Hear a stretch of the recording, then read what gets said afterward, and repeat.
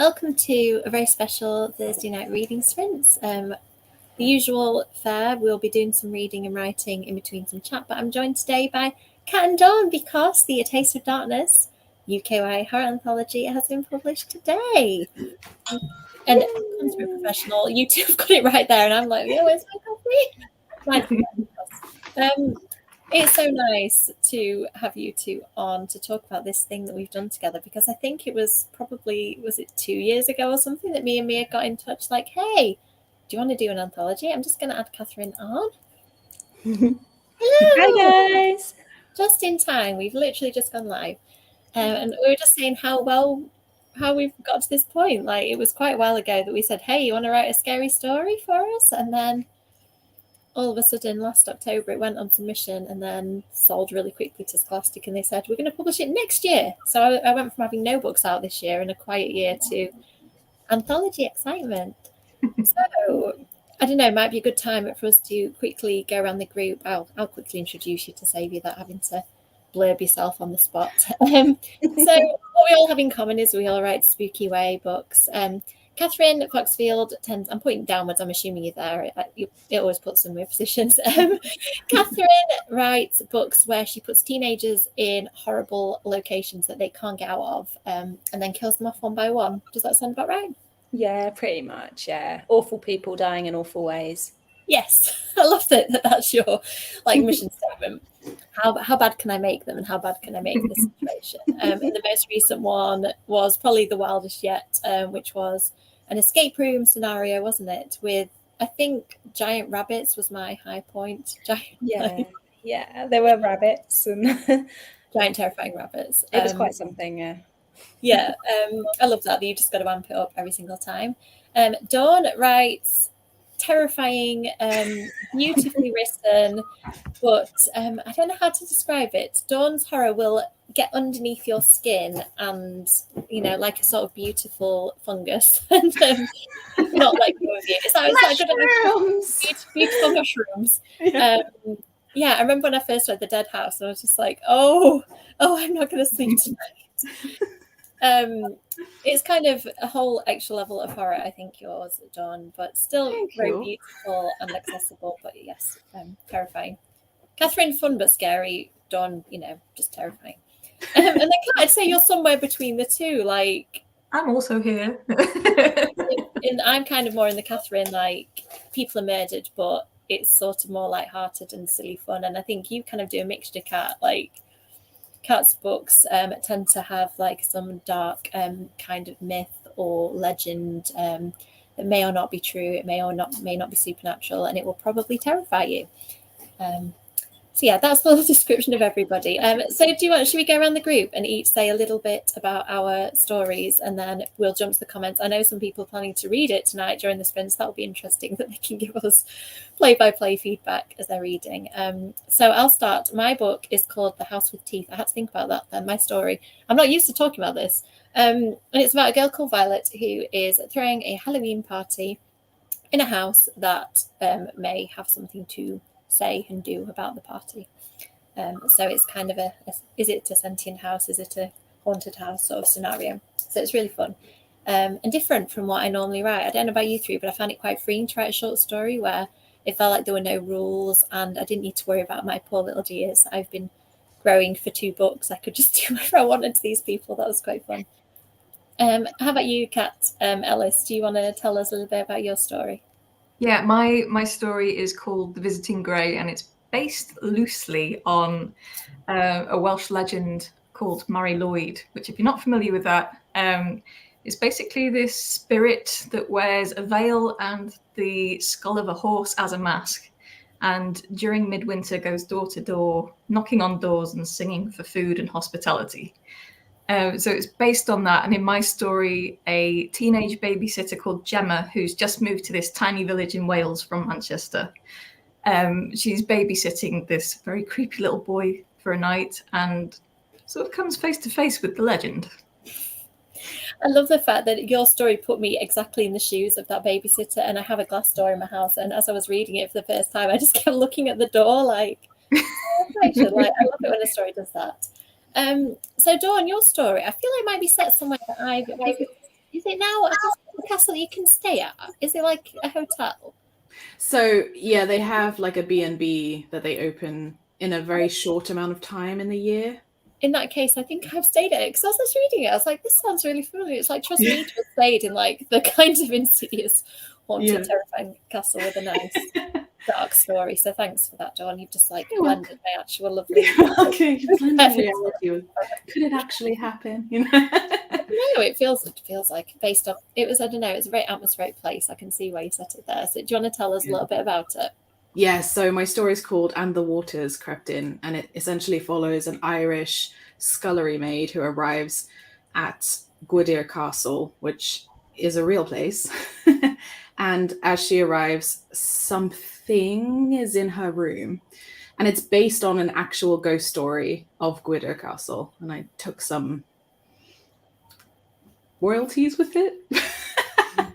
So yeah, I had fun with it, and you kind of don't know if it's real or if it's a legend. It's kind of similar to your premise, actually. Yeah, I loved how different your story was. It felt when I read it like it was very you, and how I loved how it kind of grounded us in a different time period and a different place. I think that like it was nice that the variety. Have you all had a chance to read like a few of the stories now? Like I think it was really amazing how we managed to all write about such different things, like covering such different areas of horror, because really there was no kind of guidance. We all just let you run wild with your imagination. In the early days, it was like in the very, very early days, the premise was like local legends or something, but that gradually changed. Yeah, but I just stuck with it. Yeah, no, it's great. I love it. I love the fact that we all kind of went in our own directions. And then same with yours, Catherine. I liked the fact, I think all of us really, it like felt like us, but allowed us to do different things than what we would normally do in a novel. So can you tell us a bit about your story? Yeah, so it's about a girl who's forced to go back and stay with her grandma, who she used to live with but hasn't been back for some years now.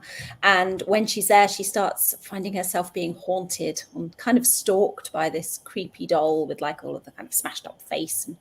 And the story is not just about the doll, it's about kind of coming to terms with her own past and how sometimes the monsters aren't the ones that you expect. They're not always the creepy dolls. Sometimes they're the people who we trust the most. So yeah, it's got a sort of darker thread beneath all of the fun stuff with the doll waking up in her bed, looking at her like that. I love that. Like every time she tries to get rid of it in like a more elaborate way, it's just there. I love a creepy doll, just a kind of a possessed doll that comes to life and follows you around. It's just one of the best tropes. So yeah. Absolutely. Yes, me too. I love a creepy doll story, and I'm not going to say what I love specifically about yours because spoilers, but I thought that the way that the story develops was probably my favorite thing. I was like, there were quite a few like gut punch moments. So I was like, oh, that was really good. Oh, another bit. It wasn't going to be so dark, but it's like you sort of come up with an idea, and then when you actually write it, it just takes on a life of its own. So yeah. I remember you pitched it to us, and like you said, this could go one of two ways. It could be really dark, or it could be a little bit more light and hopeful. And Kat told us the two versions. We were like, actually, yeah, the dark. Let's go dark. Yeah, you were like, go dark. Kind of useful. Okay, go dark. Sorry for the nightmares. We gave Kat permission. So that's it. I think even from us four, you can kind of hear the variety of the stories. Rosie will be joining us in a little bit, so I will let her tell you about her story. But it's very good. We kicked off the anthology with that one. So let's jump to the comments, and then I'll let you know how the sprints work. People on screen, you're welcome to come and go as you please. If you want to stay till the end, if you want to stay for a little bit, that is fine.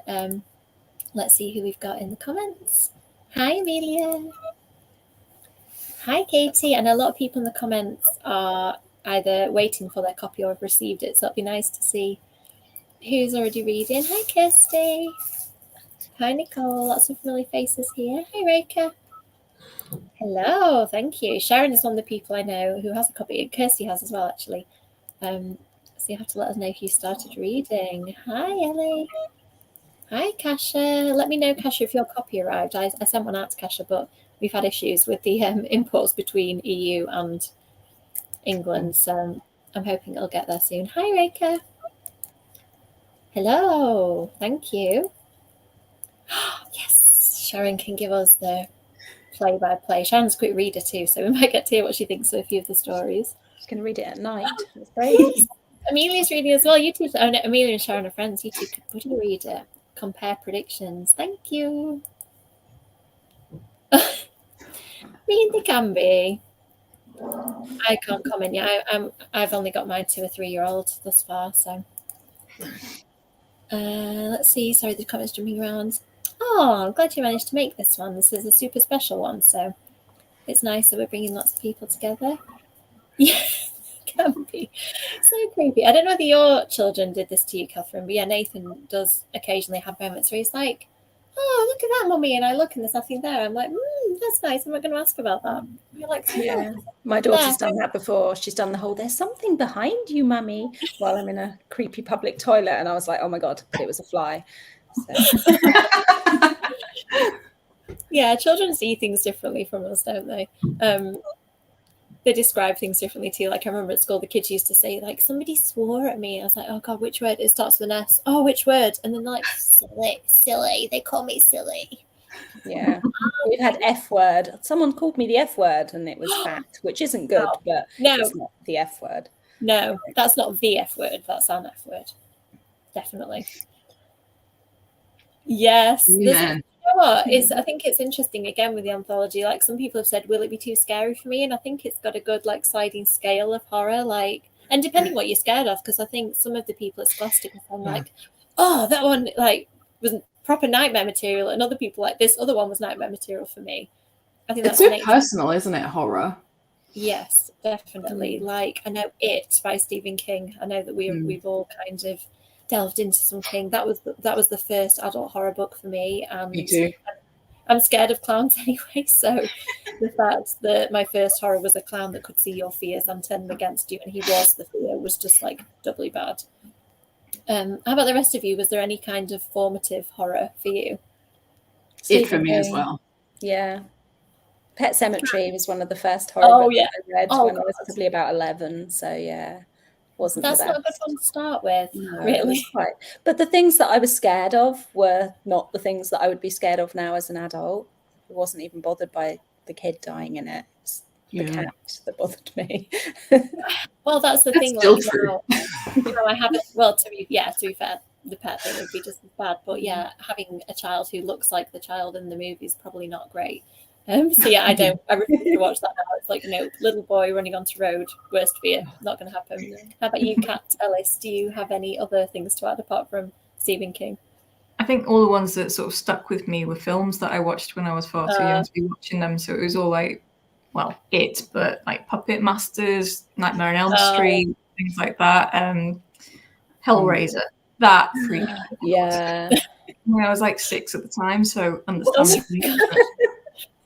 It all becomes clear, doesn't it, when we start admitting, like, how old were you when you read Stephen King 9? And they're like, oh, okay, that explains that. Yeah. Yeah, I mean, it's interesting, isn't it? Because like when I was a kid, I was obsessed with the videos in my dad's video shop, probably from being 4 or 5, but of course wasn't allowed to watch them. But I think some of my formative images were like Chucky, Critters, It's like they were all the things I loved Critters. That was great.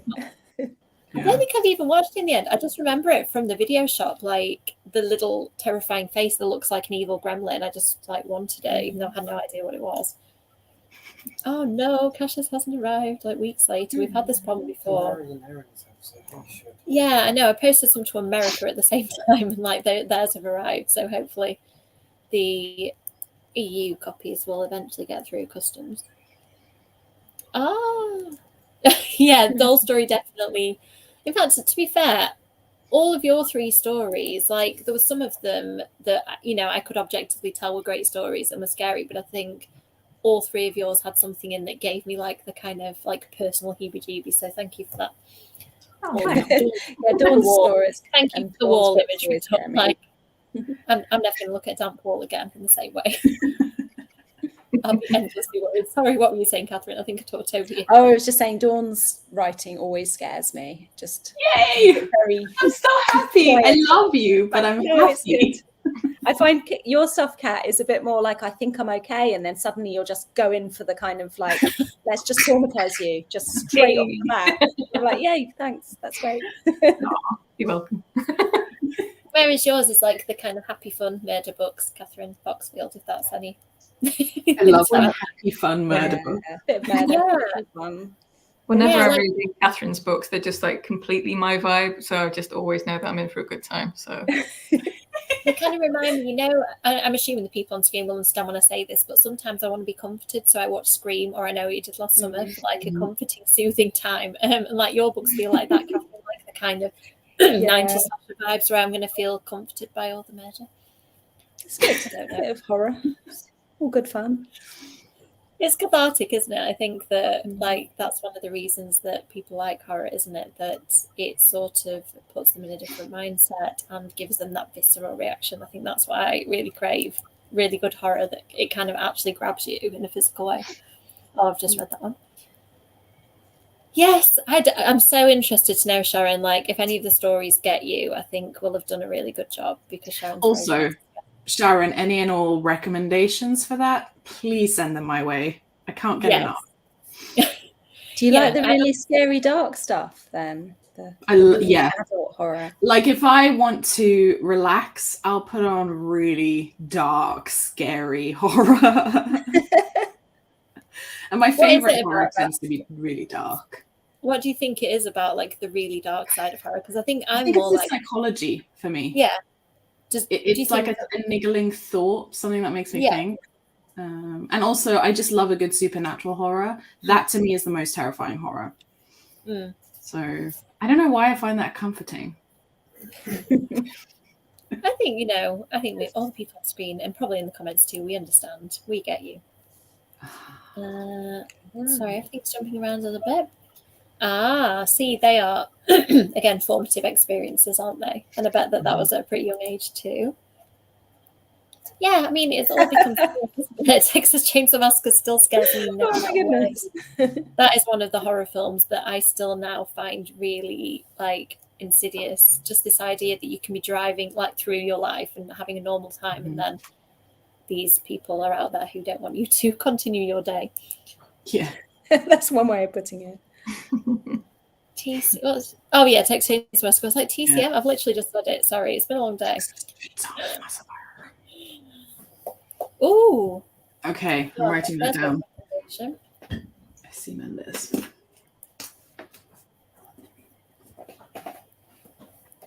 Oh, sorry, Rosie is there. Sorry, Rosie, I could not see you. It dropped you down. I don't know how long you've been waiting for us. Like, That's I've obviously never had this. I've been listening to the chat. Oh, good. How's everyone today? Hi, Rosie. Really good. Oh, it's so nice to see you. I think this is Happy Publication Day. Yay! I have a copy here. Oh, it's so pretty. Catherine, did you bring a copy, or did somebody else fail to? My copy isn't to hand. Oh, and you've got it too. We should all hold it up. That's all matching. Yeah.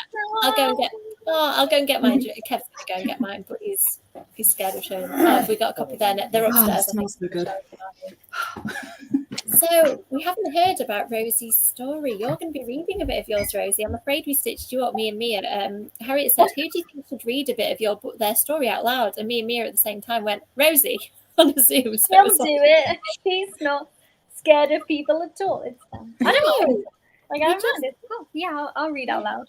We just could see it, Rosie. Like we could see you standing in front of the room and performing. It just seemed to be a suitable way. You started off the anthology for us, so you can kick off the event with a bit of reading. I know.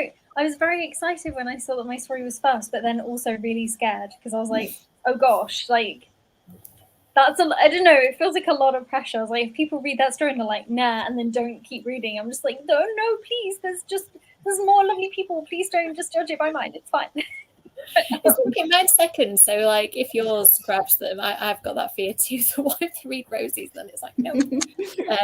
So no, we put it there for a reason. We thought that it was kind of. I think we kind of just that was one of the few things we had like a big say with, like the order of them. And like Scholastic had come up with a couple of different lists, and we all kind of thought that yours just was a nice. It seemed to have like little touches that tied in with the stories. Like it tied in a little bit with mine, and it had a feel of some other people's. It seemed like really representative of what people were going for. So yeah, we thought it was a good way to start. Like if you like this, you can have more of this in different ways through the book. That's very sweet. Thank you so much. So before we go to our first sprint, do you want to tell us a little bit about your story? Because we've all just introduced our creepy little creations. Yes. It's called How to Disappear. It was called How to Disappear Completely, and then I googled that and discovered that is actually a real book that existed on how to disappear in the 80s if you'd like committed a crime or something. Oh, I don't think any of that would work now because things have changed technology-wise, but I was like, okay, I'm going to have to drop the whole completely part. So it's just called How to Disappear, and it's set in the mysterious village of Gore in the Sussex countryside, and very much inspired by the area that I live. I don't live in a village. Why do you know? I live in town, but before I lived in the countryside. And there's these creepy woods, and they've always been a very happy place for me. But I was like, what if they weren't a happy place? What if there was something dark and sinister going on? And the story follows Finch, who is just your average teen boy with a secret boyfriend who he's really angsty about because every 7 years a teenage boy goes missing in Gore. And the clock is ticking, and tonight's the night. And he is convinced, for reasons that will become apparent, that his boyfriend is going to be the next victim. And he has to, above everything, keep him out of the woods. Unfortunately, his boyfriend and his friends have decided that this is the night to go monster hunting. And they go into the woods. And it goes from there. I love that. There's got to be a character in a YA book, hasn't there, that goes, you know, that really stupid thing to do. Like, can we just do it and get the plot going, please? Yeah, but should we just go into the woods like tonight when people disappear? Let's do it.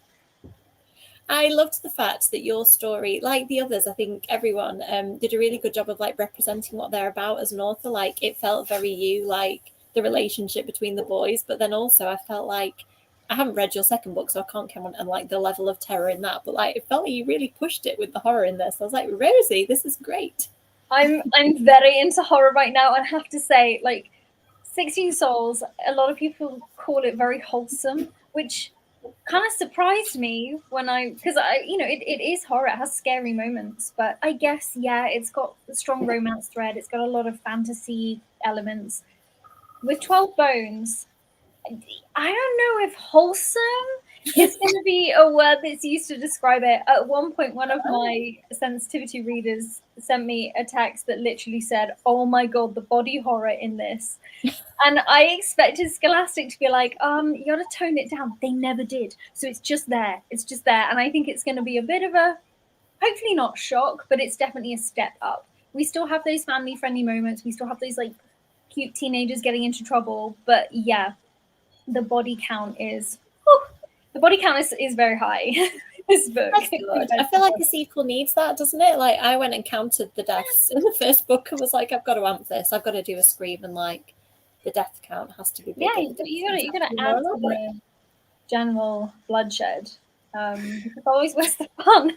So yeah, I feel like I wrote the short story in January, right kind of between like when I was starting to do 12 Bones, and I think it was sort of me entering my proper full-on horror era. So yeah. Well, glad that we helped you with that, with the anthology. You did it remarkably quickly, because like Rosie's whole publication journey was a real whirlwind, and you were one of the last people we added into the anthology, because literally like we were kind of asking published authors, and when I first put this together, like you weren't a published author, and all of a sudden you had this massive book, and I was like, yes, we need you, please, can you join us? Because we'd kept one space open, like kind of for this kind of eventuality where we found somebody amazing that we needed to add, and it was Rosie, so that was just perfect. Aww, thank you. Well, thank you so much for inviting me. It's honestly such a pleasure. Like, yeah, and it was the best time writing the short story. I can tell. It's good for my brain. It's very rare with publishing. Like it feels like we're part of a really nice community of authors, but it's rare that you actually get to do a project like together, like genuinely like, and I have my book now, look, it's here. Like I made this book with my friends, and that just feels really nice. Like, look at them, like we did this together, like it's great, and look how tiny it is. There's the screenshot. Yes, it's not here, it's not taking. Somebody get a screenshot quick. Yeah, we'll do it again when Kev's ready with the camera. But yeah, it's just say thank you, all of you. It's nice to have you all together to say thanks, because we couldn't have done it without you. Me and Mia kind of had the idea, but I send a random text to Mia like, do you want to make a horror anthology? To my sweet friend Mia, who doesn't write horror, of course, and she was like, yeah, I can write horror. And look, she can, she really can. And yes, she can. I was going to say, I love her story. Yeah, it's great. It's nice that we've got some like horror debuts in there. Like Louis hasn't gone there with the YA and the horror, and I think hers ended up being like one of the most YA stories there is. Like it deals with all the YA stuff, like not just the horror, like the relationships and everything. It So is delightful, and I need it to be a TV series immediately or a movie. I'll take either. I'll take whatever. But yes, I need that as a TV show. yes, it's very cozy, and that's the nice things, isn't it? That like we kind of space the stories out. Like the terror is there are some like gentler moments in between as well. So the way these sprints work, if anybody hasn't been on with me before or hasn't been in the comments before, we do a 40-minute sprint where you read, write, do whatever you wish, be productive, and then we come back and chat about what we've got up to, can chat a bit more about the stories, and then repeat. We do 40 minutes, 30 minutes usually. So feel free to stay as long as you want, and to just, turn your camera off if you want to. There's a little button at the bottom. And yeah, so let's quickly go around the people on screen and find out if you're going to be reading or writing. I'm going to be hastily editing because my agent really wants something ideally this month before I edit something else. So editing with this face because I need to do it fast, and in a slight state of panic. Rosie, how about you? Reading, writing, editing, some mixture of the I'm above? going to be planning my edits. I just had my edit letter back about 2 hours ago for Okay. Phantom Hearts, which is the graphic novel I have coming Yay. out this time next year. Terrifying on that time scale. So yeah, the turnaround for this is really, really quick. I think I wrote the first draft in about 2.5 weeks. So it needs a lot of love. So I'm going to dive into that. Awesome. How about you, Catherine? F. Just I'm going to be doing some writing. I'm going to Yay. start. Well, I've written a first chapter of something completely new just for fun. So I'm going to write some of that. That sounds great. Dawn, how about you? Edits for me, and also maybe a bit of reading. I haven't quite finished the anthology, so I might do some of that. Awesome. Oh, you can give us like play-by-play. It's kind of Yeah. terrifying seeing people reading stuff that I'm involved with on screen, but go for it. And people have done it with the Mina books, which is even more scary because I know I wrote all of that. Like the anthology, I can pretend you're reading somebody else's story, so it's fine. Kat Ellis, how about you? I will be reading A Taste of Darkness as well. I've read 5 stories. You can guess which 5 I have read and loved. Oh.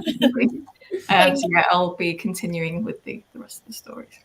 It's interesting. Like somebody was live tweeting as she read stories, and she read them out of order. And I'm such a, I have to read things in order. Like when we received them one story at a time, I read them in the order received, and then as soon as it looked like a book, I had to read them in that order because that's how my brain works. So it's interesting. Like obviously you wanted to read everybody's who's on screen, but some people. Well, not exactly. I started in order, and Yeah. you 3 are the first. I'd read Dawn's anyway because we're critique partners, Yeah. and obviously I've read mine. So that's why it's kind of out. So it kind of worked out for you, yeah. Yeah, I wonder if people will do that, like dip into kind of authors that they know. I think I've done that in the past. Like Laini Taylor was in one, and she's one of my faves. So I remember diving into her story straight away. And I did that with Kendara Blake's story in, I think it's called / Girls and Monster Boys or something like that. That's a very good anthology that I've mangled the name of probably. But yeah, I'll be interested to know what order people read it in because it's the first thing I've been involved with where you don't have to read it in the kind of chapter order if you don't want to. So let us know in the comments if any of you are reading the anthology. Thank you, and also that's terrifying. And we will see you in 40 minutes. So you can either mute yourself or I will mute anybody who isn't muted. Feel free to turn your camera off if you want to, and we will see you in 40 minutes. Bye.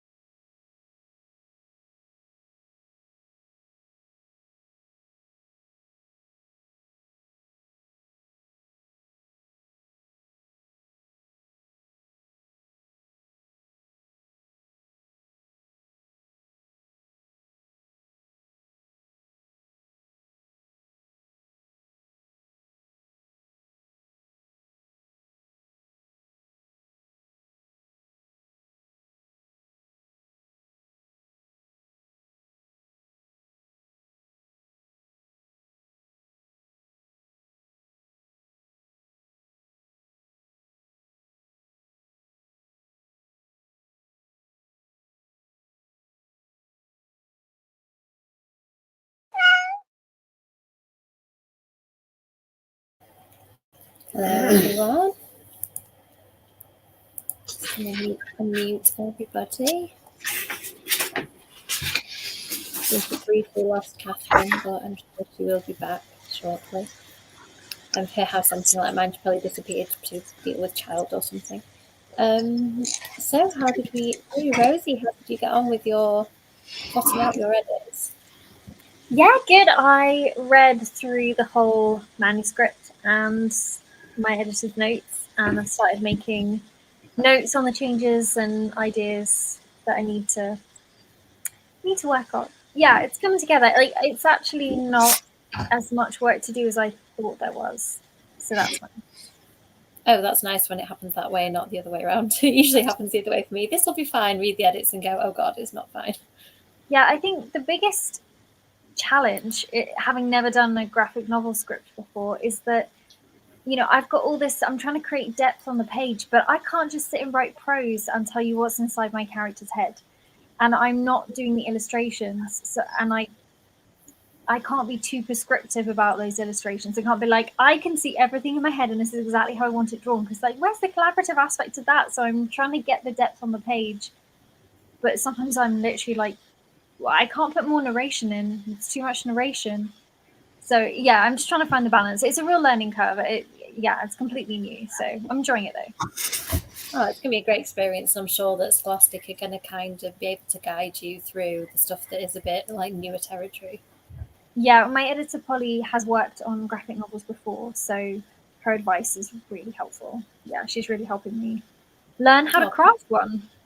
Yay! Polly seems lovely. I met her at the Scholastic thingy that we did together, and she's our editor. Yaz has left as she was your editor, and so Polly hasn't actually edited this book, but she's sort of taken over as like editor championing. Is that the word? The book, which is nice to have somebody in our corner. Oh, that sounds really good. Nice one, Rosie. How about you, Kat? How did you get on? Good. I read one and a bit stories. So I read Maria's story, which is The Wolf and the Witch. Really, really enjoyed that. When I started reading it, I thought, yeah, this has quite similar vibes to Midnight in Everwood, which I read when it came out. And then it got very dark, which I loved. So yeah, rather than, you know, all the sumptuous suites and ballerinas that we had in Midnight in Everwood, it's similar sort of creepy fairy tale vibe to it, but then it's witches with eyes sewn shut and maggots marching across the forest floor. So yeah, I really loved that one. And I've just started reading Saint Clover by Mel Salisbury. So yes, very enjoying that one. Oh as well. yeah, buckle up for that one. That one probably had the most lasting like psychological impact on me. So enjoy, have fun. It's quite dark. It's very Mel. It's very like, it's deceptively simple in its approach at first, and then it like, yeah, lures you in. It reminded me of those tales that people tell in the playground of like, did you hear the story about? And it's like those kind of urban legends. It reminds me of that. It was such a great story. I think that's what she was trying to do. She was trying to do something about chain letters. I mean, are you old enough to remember chain letters and stuff? Oh God, super annoying. Like I remember when emails first started, I got like a thread of like a string of them, like send this on or something horrible is going to happen to you. Lovely, good stuff. Noting that for a future story idea, maybe. I'm glad you're having a nice, like, it's nice on publication day that you can do this, Kat, put the time aside to actually read the book. That's cool. Yeah, this is ideal. How about you, Catherine? How is the new story coming together? Yeah, I've written about 100 words. I thought that this would make me actually sit down and write, but no, it hasn't. I've still managed to go off and eat about 10 pancakes and make a cup of tea and play with my cat. But, you know, it's been fun. I get that. I mean, I think sprints can go one of two ways. Like Ashlyn, I think it was 2 weeks ago, like came on a sprint and then wrote until like 2 a.m. and had basically written almost a whole book, like in pieces. She's like a really super detailed outline. Yeah, I know. And yeah, I do that as well, Catherine. Like, so I checked quite a lot of social media during that. And then suddenly went, oh God, 20 minutes have gone and I didn't do anything. So yeah, it can like kind of motivate and make you see the ticking clock and think, oh gosh, I need to work. Or also you can think, oh, some time dedicated to myself. I can just go and eat pancakes. Yeah. So, no judgment here. It's fine. I also ate 3 massive biscuits, which you could probably see me trying to eat discreetly on screen, but they were full of toffee and like chocolate and good stuff, but not very tidy to eat. I always do this on screen. So I'm going to eat a big piece of malt loaf that sticks to the roof of my mouth. And one day I'll learn and eat a like non-messy snack. But yeah, that sounds good. I mean, maybe the second sprint's usually when I get into my stride as well. So hopefully in the second one you can like watch the productive faces on screen. Don't look at me on my social media, and hopefully go. How about you, Dawn? Did you get much? It was editing you were doing, wasn't it? Presumably. I opened my document and then I had to check something on my phone, and I was confronted with a reel that I was halfway through editing. So I spent most of the rest of the time finishing that, posting it, blah, blah, blah. And then I sat down to open St. Clover as well, the story. And then Sorry, for the people who have real cats as well, it's extra confusing. It's like, Captain Haddock, is that you? No, it's not. It's just Captain Haddock isn't in this house. And I miss her so much. Yeah, so this is the new house, and we haven't moved the cats over yet because we don't want to move them until we've done a lot of the scary building work and stuff. So we're cat free, and it's really sad. I miss them. I miss their chaos. So. We've kind of we've been looking after a cat for a few days for a neighbour who now decides that we own it as well. So this really cute black cat keeps turning up in our garden. I was reading yesterday, and she kind of is a street cat, so she doesn't like come into people's house and stuff. Like everybody just seems to feed her, and she jumped onto my knee and sat and let me stroke her, which I was really surprised because she's more like she lets you stroke her, but she's a bit like distant, like are people going to be nice or are they not? So. And yeah, she seems to have adopted us now because she was like under Kev's car this morning and like trying to find Nathan and stuff. So yeah, how the cat distribution system works. Yeah, I mean, one of our neighbours was saying it's like the best fed cat in the area because I think everybody just looks after it and it like comes. I'm really hungry for its 10th meal today. I'm surprised it's chosen the house with a 3-year-old. I know. My cat isn't a big fan of my 3-year-old. Nathan's Nana's cat. Yeah, as soon as the children arrive at Nathan's Nana's house, Kev's mum, the cat like immediately disappears like right under the bed where nobody can get to it, and it stays the duration of our visit. And Nathan's pretty good with animals actually. He knows like the quiet and gentle hand stuff, but still doesn't trust him. Like, I know you're a child, so you must not be right. Yeah, and also they're your like original baby, aren't they? Muffin, this cat is just like, what are these small creatures? Like, I was the baby and there's all these like other small babies now. Like, what is this? So yeah, I get it. They've been replaced as the baby. Let's see what the people in the comments are doing. Let's have you all read the stories. Oh gosh. Yes, killing. No. I mean, in short stories, it's easy, right? Because I don't feel as attached. But yeah, I'm still me. I still feel bad about that stuff. Oh, yay, Stephen, your copies arrived too. Thank you. Thank you. Oh, yes. Cynthia should be here to hear that news. It's very fun. It's like 120 or 30 pages if you want a quick camp slasher sort of book. It's really, really good to add to your list. The spooky season. The Serpent and the Wings of Night. That sounds fantasy, I think. Anybody hazard a guess? I think it's fantasy. I haven't read it. I feel like Rosie, you're my best bet at knowing if you heard of that. I haven't, but it sounds very fantasy. I think so too. I'm usually wrong when I guess this though. Oh, excellent. Is that the... Oh gosh, I always get these mixed up. Is that the third one? Yeah, it's the third in the series. They're all great titles, but I mix up the second and third one. Ooh, yeah, that's a lot happens in that book. Oh, Stephen's really not terrifying at all. It's a little bit terrifying. It's exciting but terrifying. I'm sure. I know what Stephen likes. I'm sure he's loving it. Yay! That's an anthology. It smells like popcorn. Somebody once told me that Mina 2, like their copy of Mina 2 smelled like they couldn't tell what it was smelled of, but it smelled really nice. So I was like, that's weird. Mine, it's weird how we're all smelling our books now. Mine just smells like paper. Yeah, it smells like new paper. I didn't get a popcorn one. It smells like the printers. Oh, thank you. I hope you're enjoying it. Message me, Amelia, when you get to the end. I want to know what you think. Ooh, nice one, Nicole. Ah, Oh, thanks. You want to live in that house, Sharon? This is like, I wouldn't recommend it. I really wouldn't. No, no.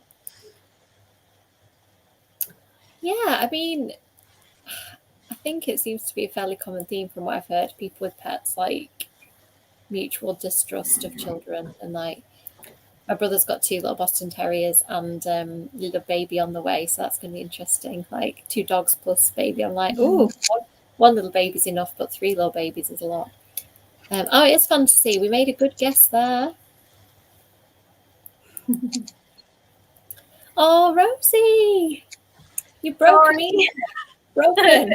You hit the book right off the bat. Not sorry at all. Good.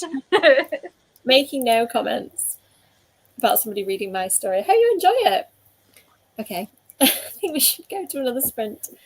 So what are people doing? I'm going to try not to pick my phone up this time and actually just edit from the beginning, because it was actually going okay, the editing that I was doing. Do you think you can dive into edits yet, Rosie, or are you still in figuring out edits? Yeah, I'm looking at, I did that classic thing of sending it in as a draft one where I was like, stuff, and then we get to the last little bit and I'm like, blah, blah, maybe, and then ending. So I got some plotting stuff to think about and pacing stuff to think about and character arc stuff to think about. So I'm going to create myself a little editorial map. That sounds really good. I don't know if I'll dive into serious edits, but yeah. I always do that too soon. Maybe don't dive until you're fully ready, because I always do that. Like, I can do these edits, and then I get into them and I'm like, oh, I should have thought this through. Yeah, I mean, I need to do them in like a couple of days or something. It's always so tight on things. Yeah, but at least I don't feel guilty that it's my fault, because with 12 Bones the edits were really tight. Like I had like a week to do my line edit, and that was because for 6 months I sort of wandered around in circles writing lots of words that I then deleted. Whereas with this, it's not that at all. It's just a shorter project and a shorter time frame. I think it's like 20,000 words, so it's manageable, but it's just fitting the story in that time in a new format and everything. So yeah, and a big chunk of the work is somebody else's as well, isn't it? Because you have the person illustrating and like all that comes with that, and tying it together with your words. So yeah, I'm really excited to just see how the stages progress. I feel like edits will kind of never quite be done until the illustrations are really underway, because the illustrator might find something and be like, oh yeah, I can take this scene, but then if we swap these things around, if we do this visually, this will have, and then you realize you don't need that line of dialogue because visually it works without it. I think I'm excited to see how that works, so we'll see. Yeah, and I assume logistically as well, some stuff just won't fit, and some stuff it'll be like, hey, I've got a big space here, you didn't write anything. So yeah, I think there's also, it's like trying to think of it like a movie, because you can do an awful lot of storytelling in a movie visually very, very quickly, whereas that's harder in a book. And graphic novels can have that sort of, so I'm learning which scenes actually can be surprisingly short and which I need to give more space to. Interesting. Yeah. I can't wait to hear what the whole process is like. And also I want to see your editing map too, because I feel like it might be pretty and make me want to edit. It will not be pretty. I'm warned now. I've seen the way you write stuff, Rosie. I'm sure it will be. How about you, Catherine? Are you continuing with the thing that you've written 100 words of? And I'm going to try and write another 100 words. We'll see. Can you tell us anything about it, or is it like secret at the moment? No, so I'm having a bit of a break from writing the horror thrillers, just because the last 4 years have been this massive whirlwind of publishing 4 books and then writing another that comes out next year. And so I'm just writing something a bit different for a bit of fun at the moment. That it might go somewhere, it might not. We'll see. A couple of you have sort of seen bits of it that I've been complaining about behind the scenes, but I feel left out now, Catherine. I feel like we need to be talking behind the scenes, because I'm working on. I can send you my synopsis if you want as well, and you can be like, "What is she doing?" I think I've told everyone else on screen about what I'm working on, so particularly Dawn for reasons. So yeah, I'll tell you what I'm working on as well. I'm working on a thing Rosie's been very helpful with at the early stages when I was thinking about the thing. You probably can't even remember what it was, Rosie, because it's that long ago. I'm finally working. Know about the thing. Yeah, it's very nearly ready, thank goodness, and I'm actually quite happy with it. So fingers crossed. Just gotta make it actually make sense now, but it's fine. I'll get there. So how about you, Kat? Are you continuing to read the anthology? Yep, so I'll be continuing with St. Clover, and then, because I've read the next two, being mine and Dawn's books, stories rather. After that, I believe it's Louise. Yay! Oh, that'll be interesting. I think you'll enjoy it. It's quite different from a lot of the others. Like, I feel some of them have got like threads through them, and I think Louise kind of stands quite alone. Although it pairs up maybe nicely with like Rosie's in some ways, the kind of contemporary feel and the queer relationships and whatnot. So, yeah, Really gay. it's nice. Yeah, And mine yeah. is really gay. They're both very gay. Yeah. In the best way. Yeah. What I like. How about you, Dawn? What are you planning? I shall read. St. Clover is where I was interrupted, so I shall read that as well. Yeah. You at the same point then, you two? Are you gonna like compare notes as you read? I'm hopping about, so I'm not reading it in order. Oh, okay. So yeah, I'll compare notes. That could be fun. Yeah, I know that Shelley and Melina are buddy reading it, and like somehow that feels even more terrifying that people are reading, like discussing one story at a time. This, I don't know, does it ever get easier? Like people who've written more books than me help. Like Catherine, have you written? No, Kat, you've probably written the most books, have you? Of us. Like, does this get any easier? Like thinking about people. I know that's the point, people reading the books, but this seems to be the hardest part for me. Yeah, I definitely think that the more books that I've written, the more, feedback I've had, good and bad. You just, in the end, you're like, okay, just move on. It's fine. Yeah, I still occasionally get tagged in the stuff where people go, I don't like vampires, I don't like horror. I thought I'd pick this one up. I'm like, oh god, here we go. Let's read this. Come on, need an ego boost today. And they're never fun. And yeah, I've maybe got better with stuff like that. And now stuff like that used to upset me, and now I kind of think, but I still get scared of people reading it. How about you, Catherine? Because you've got quite a few books behind you now. Like, I've got quite thick skin, so I don't really care what people think, but it does make me a bit nervous when it's people who I kind of know now, reviewers that I've talked to before, and they've been lovely about my earlier books, and they'll send me a text or something and say, hey, I'm reading your book at the moment, and I'm like, oh my god, what if this is the one where they're like, I hate it, I hate everything about it, and I sort of value their opinion now, so it's gonna hurt. But yeah. Oh gosh, so it goes two ways, becoming more embedded in the community, like you're more embedded in how they feel about you as well. Oh gosh. Okay, so we haven't got like anything fun to look forward to. No, it doesn't get any better. Maybe be a bit more Catherine though. Like both of you seem a bit more like moderate in your approach than me. I think I'm a bit more frantic and worried about the whole thing. So well, I can tell you like a positive thing then about the anthology is that horror readers generally have like a specific brand of horror that they enjoy. And because the anthology has such a good mix of stories, they're not all very similar. So I think there's going to be something in here, at least for every horror reader. yeah, I think so too. I hope. And yeah, I think it's a good, like, I've got a few friends who've recently got into horror. One of Kev's friend's sisters has like literally just started reading horror books. And of course, I first said, right, look at the front of this book and read all of these people. That's a good starting point. So it's really nice for people like that, isn't it, who are just starting their horror journey. They can go, I really like this, like, fae stuff or werewolves or vampires. Like, it can literally be their gateway to, like, the first time they read about vampires and stuff like that. I find that really cool that, like, we're hopefully corrupting a whole load of people into being like us and reading horror.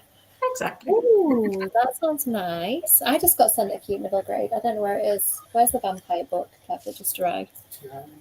I ran upstairs with it and took a picture. Is this the 13th Vampire? It's a Scholastic one that's coming out. Oh, it's out. It's just out. It came out today, in fact. Woo! So if you want a cute vampire book, that one is apparently out now. Oh, I'm sorry if we've missed you. Thank you. Sorry, Kev's murmuring something at me. I'll find out in a minute what he's saying. Probably something really important I need to tell all of you, and I've missed it now. Oh, sorry if we've missed you, but thank you for popping on. So we are going to go to another sprint and do 40 minutes. Okay. but yeah, so if any of you need to go, I know it's getting late, feel free to, you know, either say goodbyes now or disappear during the sprint. It's fine, but otherwise we'll see you all on the other side. We'll go to another 40 minutes. So I hope everybody has a good sprint.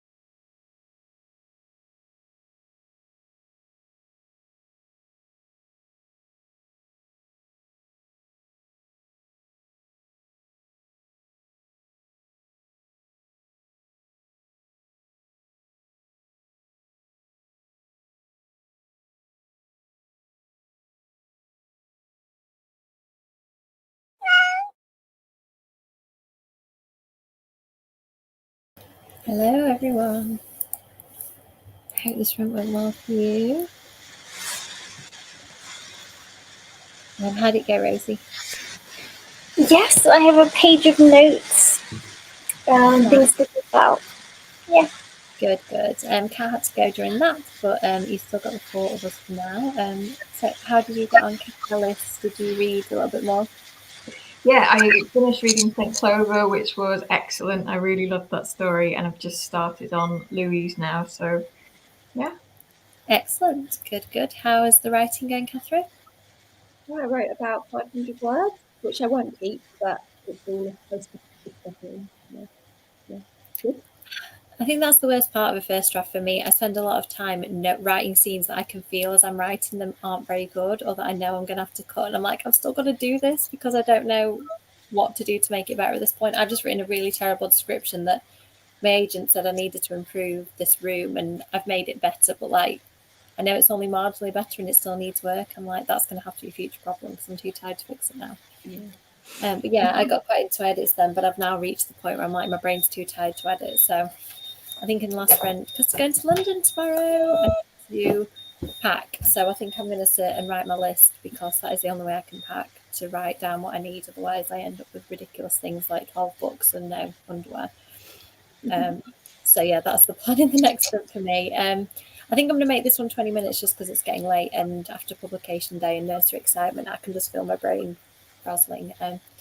So the 3 of you, do you want to stay around, or are you getting to the point where it's too late? Yeah, I can do a short one.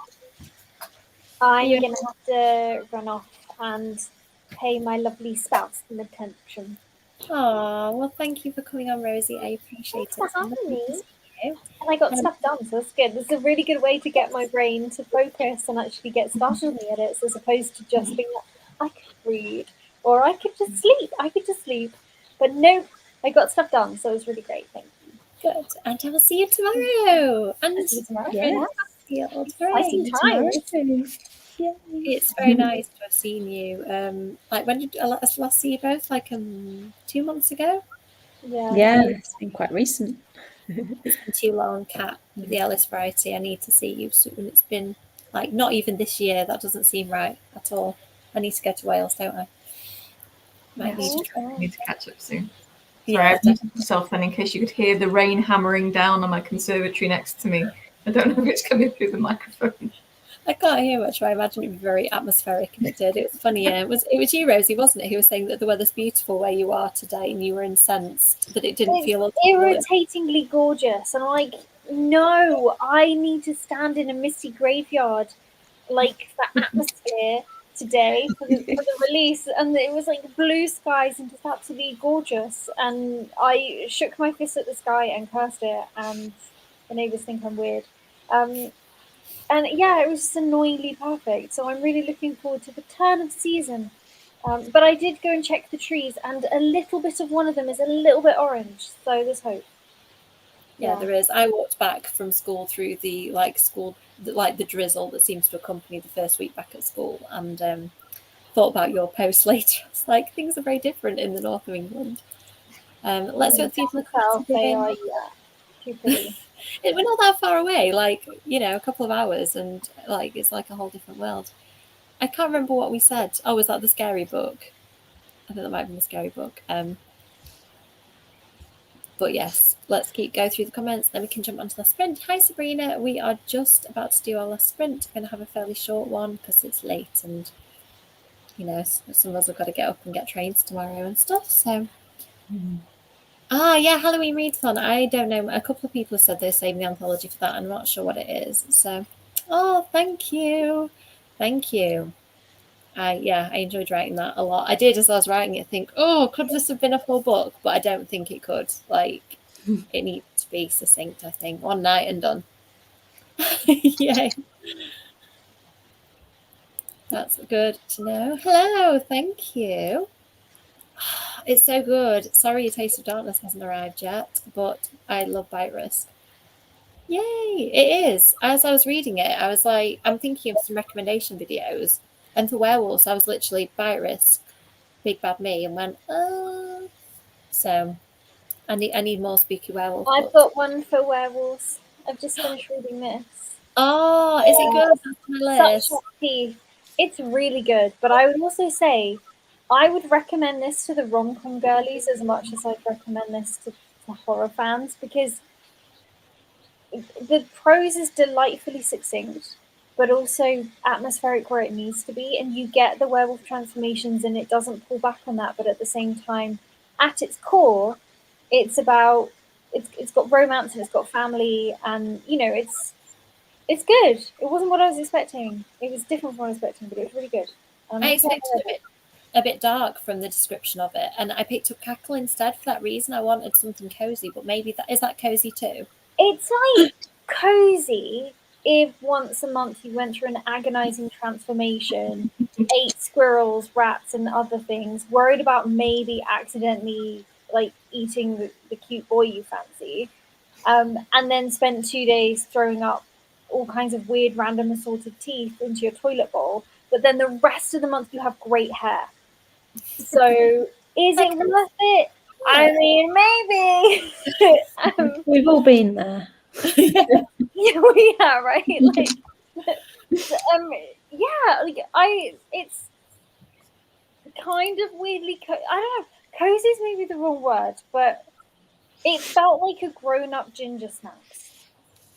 Oh, like the movie, because it's got the sisterly. It's about twins. It's got that sisterly relationship, but again, it's very different from in that book. These girls are not outcasts. They are literally the opposite. They were always the popular girls at school. They were the center of everything. And so their personalities are very different. But I feel like it has a lot of those themes, particularly of female sexuality, and that being something that's so terrifying, and that being inherently woven into the idea of a werewolf, of a woman who's completely in control, but then also not in control and very dominant.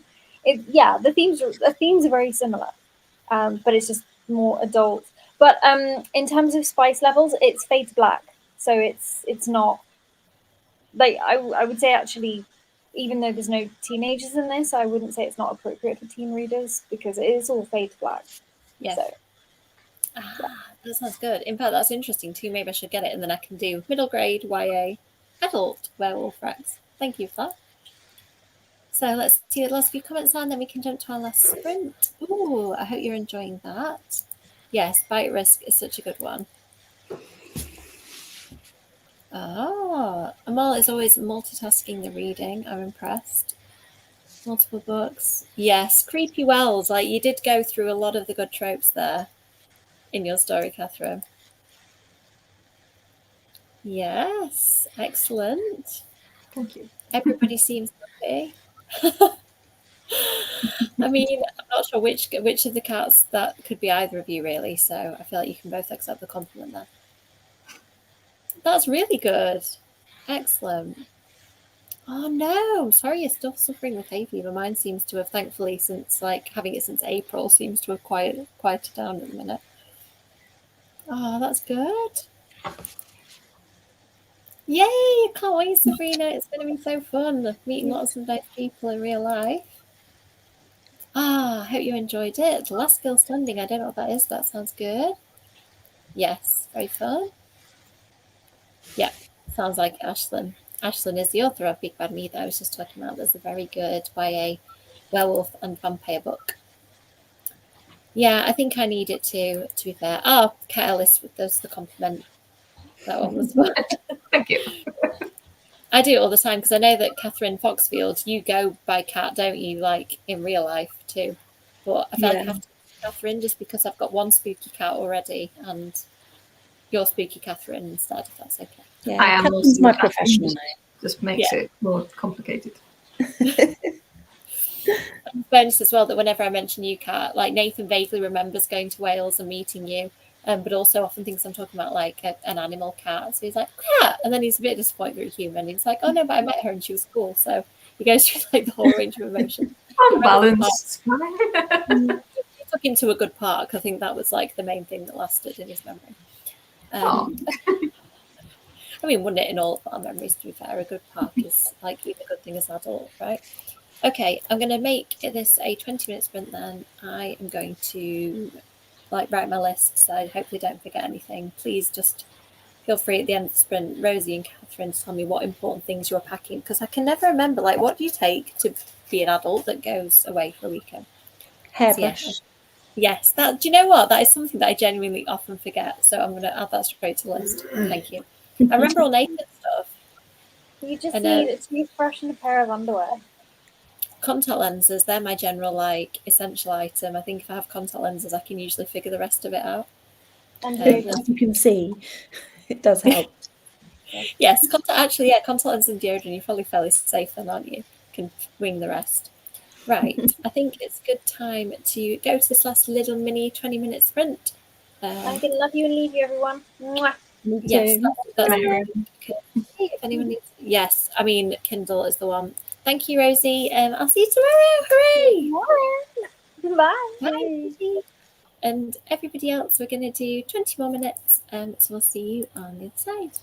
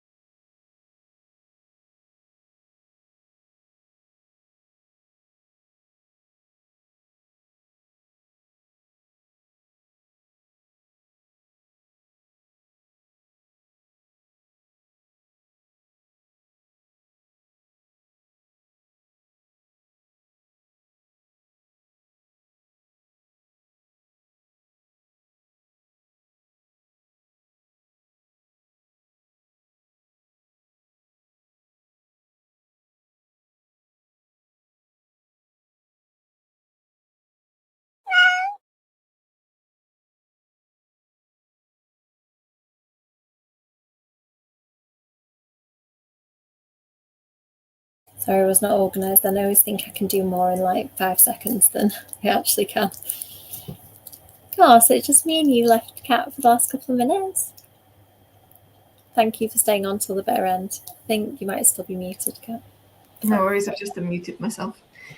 Yep, then there were 2 of us. Yeah. How did you get on with the book? Have you read a bit more? Good, yeah, I'm just past halfway, I think, in Louis' story, The Party. So yeah, really enjoying that. Dead body has appeared, always good. Oh, good. Yes, How about I you? mean, yeah, I feel like any story is improved by a dead body. Yeah, I just finished I was like writing my holiday list on the computer, and I just finished it and was trying to email it to myself, and like at the crucial moment, the cat meowed, so I've got to remember actually hit send on email. Because I'm in this ridiculous situation where I've got a couple of old laptops that I do various tasks on, and like all my list stuff is on a really old laptop. So yeah, it's not organised where I am, but Well, I'm amazed you can keep track of things, because if I had more than one laptop that I used, I would just lose everything constantly. I am very disorganized.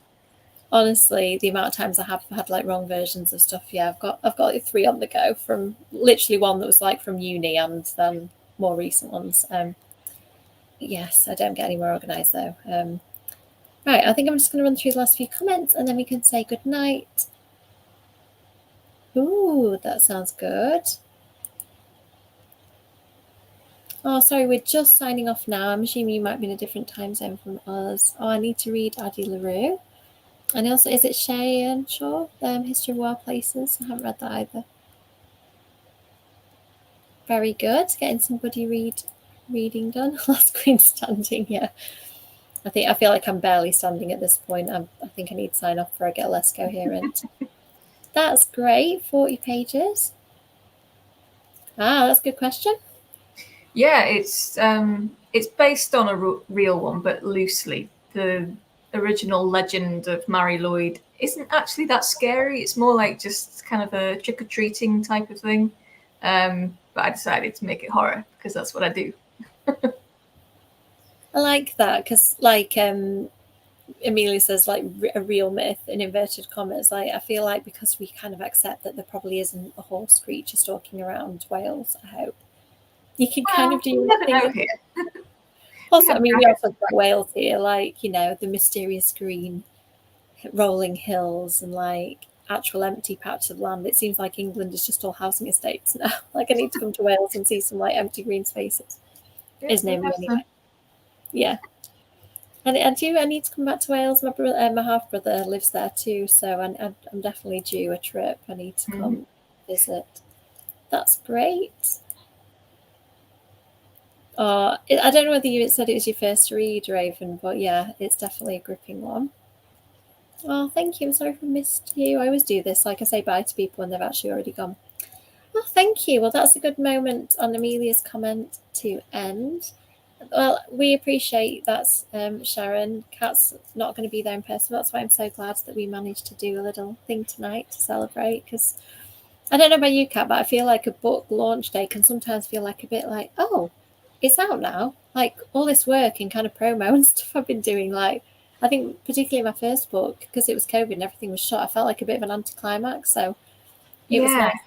It's quite often a tricky thing to balance as well, because you kind of want to like go out and celebrate if you're not doing an in-person event, but you can't really go out and celebrate because you also need to be replying to all the social media stuff because there's a lot going on launch day. So it's kind of a tricky balance, but I think this just does it perfectly. Yeah, it was nice to actually talk to you all because, yeah, normally when it's a book on your own, you just sit and doing that social media stuff by yourself. And then, yeah, it's fun to be able to go and do the event tomorrow at the Scholastic offices. And there's a couple of people in the chat said, I'm going to see some of you in real life. So that'll be really cool. Yeah. We've got some ridiculous... Thank you. We've got some ridiculous games to play, which I'm sure will make their way onto social media. Oh, thank you. Thank you very much. Yes, I'm sure, there'll be many photos. If you're not coming with us, there will be evidence of the day. Thank you, Kat. Thank you to all the other people who are on who have already gone off to do their thing. So I'll be doing sprints definitely next Thursday, possibly Monday. Kev, this looks like he's fallen asleep on the sofa, so I can't verify with my human calendar. Yeah, definitely Thursday. Kev's mumbling at me. possibly Monday. I'll post about it on social media anyway. Let's see. Yeah, definitely. Oh yeah, Kev thinks Thursday and Monday. So if you want to join us, I'll be here on Monday and Thursday next week. I've got a couple of fun interviews coming up as well. I'm going to be interviewing Kandara Blake, recorded because we're in different time zones, and Cameron, we're also in different time zones, but slightly closer together, I think, maybe. So we're doing that live. So I'm going to be interviewing Cameron Chaney about his upcoming Autumn Crow High book that sounds very fun, called Fresh Hell. So yeah, look out for those as well, and we will catch you all soon. Bye. Like